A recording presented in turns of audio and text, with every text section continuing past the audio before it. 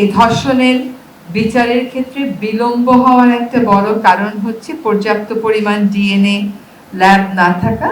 এই মুহূর্তে একটি মাত্র আছে। আজকে সিদ্ধান্ত হয়েছে যে আমরা এবং চট্টগ্রামে এবং রাজশাহীতে দ্রুততার সাথে আরো 2টা ল্যাব ডিএনএ ল্যাব স্থাপন করব।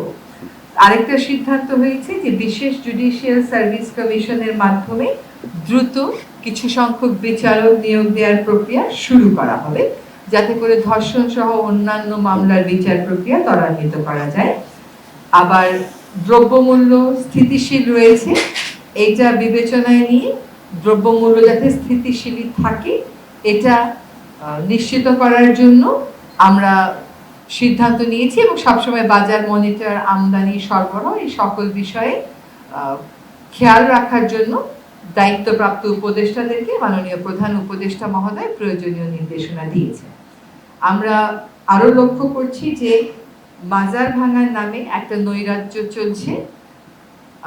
এতদিন সরকার মাজার ভাঙার বিরুদ্ধে রিঅ্যাক্টিভ অবস্থানে ছিল, গ্রেফতার হয়েছে, দোষী ব্যক্তিদেরকে আইনের মুখোমুখি করা হচ্ছে, কিন্তু এখন সরকার সকলের উদ্দেশ্যে সতর্ক করে দিয়ে বলতে চায় যে এই মাজার ভাঙার ব্যাপার সরকার আর কোনোভাবেই গ্রহণ করবে না এবং সকলকে এই ধরনের কর্মকাণ্ড থেকে বিরত থাকতে অনুরোধ করা হচ্ছে, নতুবা তাদের বিরুদ্ধে কঠোর থেকে কঠোরতম আইনি ব্যবস্থা গ্রহণ করা হবে।